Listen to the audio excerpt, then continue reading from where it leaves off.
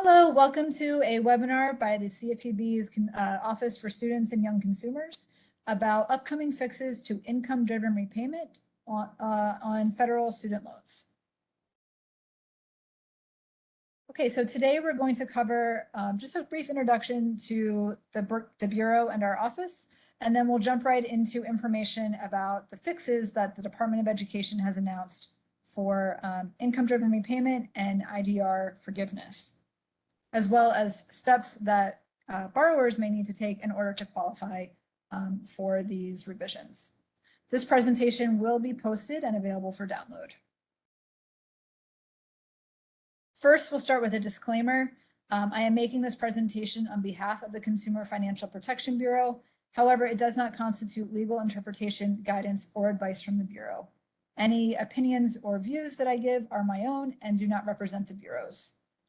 Any references to third-party resources do not mean that we guarantee the accuracy of that information. We have not vetted them and we are not endorsing them. Okay, the Consumer Financial Protection Bureau is a 21st century agency.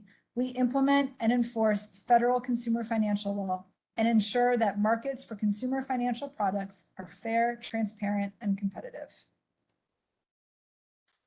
In the Office for Students and Young Consumers, one of our goals is to educate and engage students of all ages on in order to prevent student loan default. And that is certainly our goal here today. Okay, so this spring, in April 2022, the Education Department announced it was taking some steps to fix some what they called long-standing errors in income-driven repayment.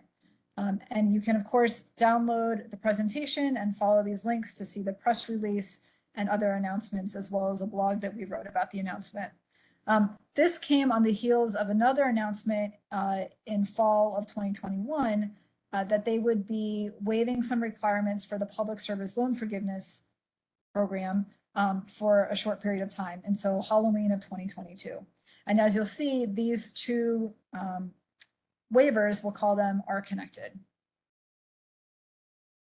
So before we jump into the things that Ed is doing in order to fix income-driven repayment and forgiveness, let's make sure everyone understands what income-driven repayment is to begin with.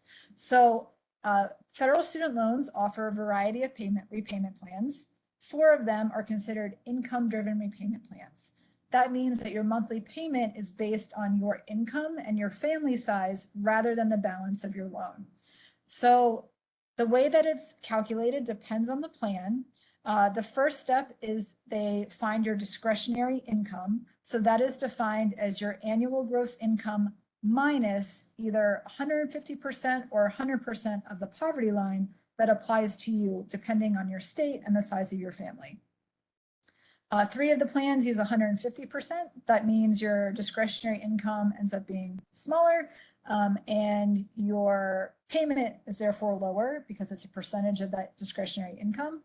ICR, which is the only option for Parent Plus borrowers, their discretionary income is based on 100% of the poverty line. So that discretionary income ends up being a little bit bigger than the other plans, and their monthly payment is higher. So once they find that discretionary income, they then take either somewhere between 10 and 20%, depending on the plan, and that ends up being your monthly payment.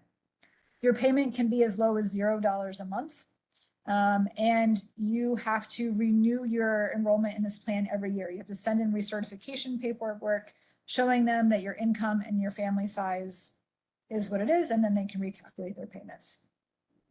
Which plans you are eligible for depends on your loan type. As I already mentioned, Parent Plus borrowers are only eligible for ICR, income contingent repayment.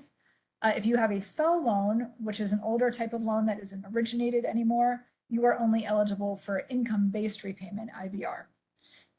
Depending on your situation, different plans can be more or less beneficial, and especially with repayment, the CARES Act pause ending shortly in next month, we would encourage you to look at the Federal Student Aid's Loan Simulator tool in order to compare the plans and decide which one works best for you.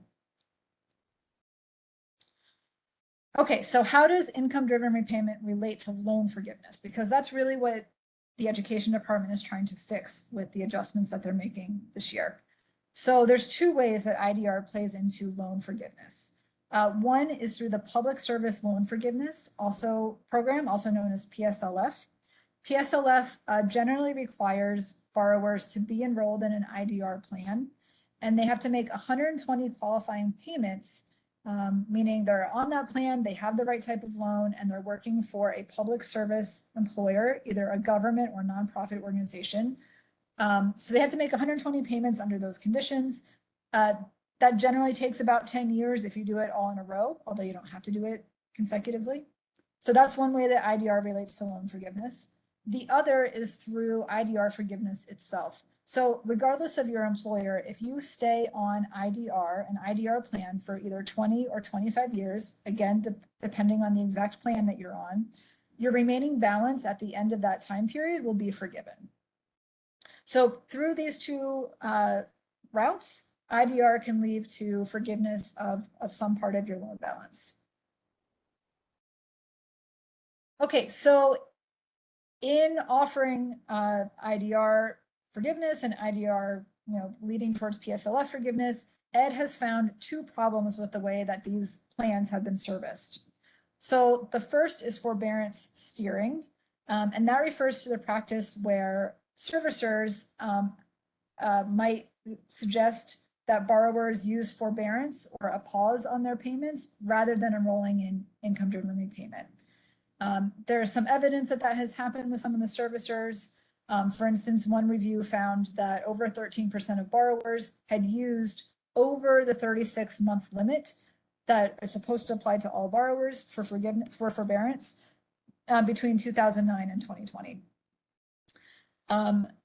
And the problem with being steered into forbearance is that, it might make, the loan affordable to you because you obviously don't have to make payment for a short period of time, but you are missing out on possible progress towards that IDR forgiveness or PSLF forgiveness, depending on what you are pursuing.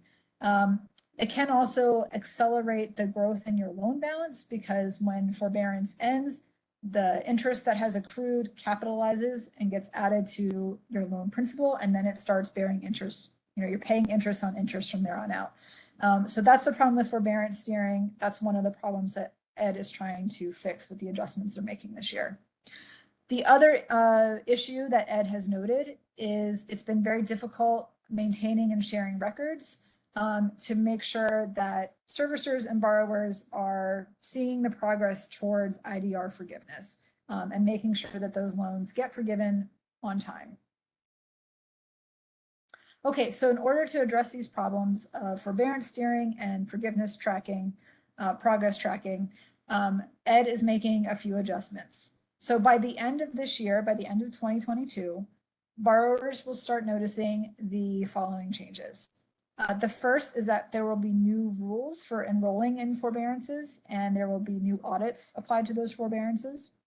The second is that that progress tracking piece, you will start seeing your IDR payment count appearing on your studentaid.gov account so that you can see the progress that you're making towards that IDR forgiveness after 20 or 25 years.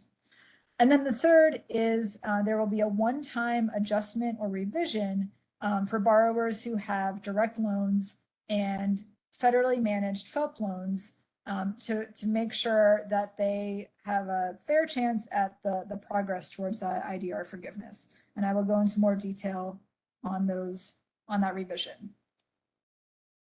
Okay, so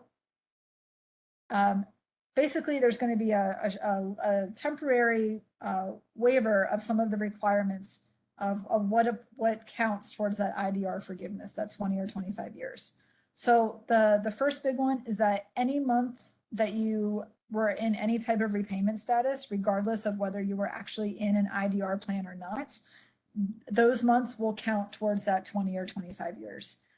So for instance, if you were in an IDR plan, you didn't send back your income verification paperwork on time, you then got bumped out of the IDR plan and onto the standard plan for a few months until you got your paperwork in, got it fixed again. those few months that you spent on the standard plan will now be counted towards your IDR forgiveness during this one-time revision.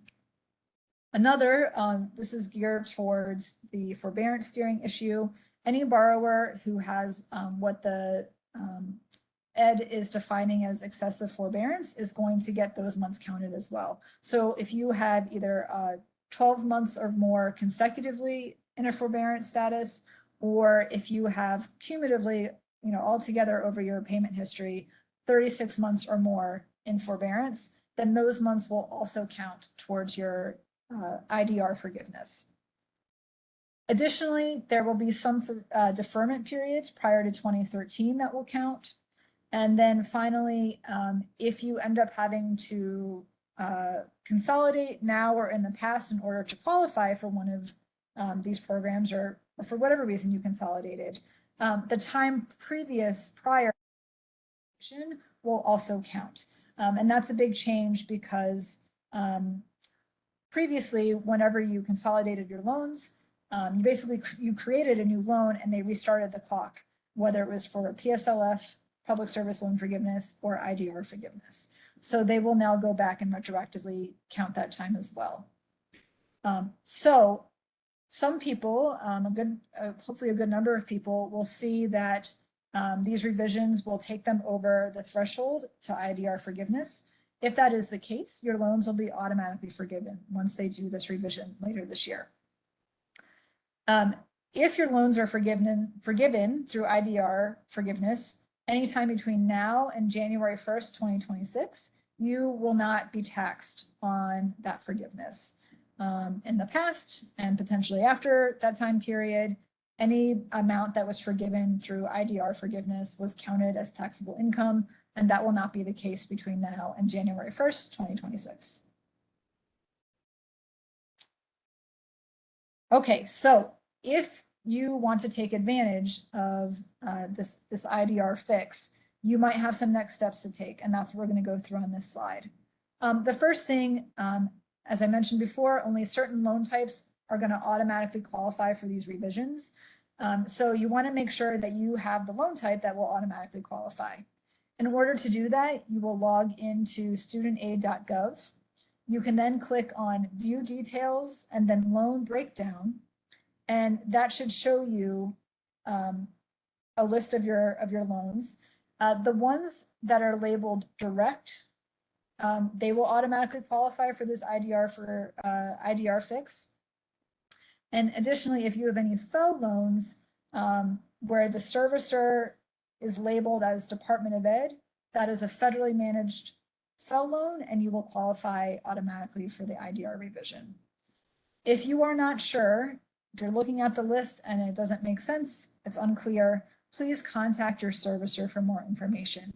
They should be able to look at that exact same list and help you understand which of your loans are federally managed and which are not. Okay, so if you go in and look at your loans and you realize that you have some FFEL loans that do not have that Department of Ed label on them, then those are commercial FFELP loans. Commercial FFELP loans, as they stand right now, are not eligible for the IDR revision. So if you would like to become eligible, you will need to apply for a direct consolidation loan. And because we have this temporary waiver period, so to speak, that consolidation will not restart the clock, whether it's for PSLF or IDR forgiveness. As long as you do it by the deadline that I will go over shortly in a minute, it will not restart the clock. We have some links here for the consolidation FAQ as well as the application. And again, this presentation will be posted so you can download and follow all these links. The third step you might consider taking, if you have any shorter forbearances that you believe were examples of forbearance steering, and you would like them to be considered for that revision so that they count towards your IDR forgiveness, you can reach out to the Federal Student Aid Ombuds office and ask them to review your account. And you can do that through studentaid.gov/feedback. Again, this presentation will be posted. You can grab all the links from here. Okay, some more step-by-step on how to consolidate those commercial FFELP loans into direct consolidation loans. The biggest takeaway that I would ask you to retain from this presentation is to do it as quickly as possible.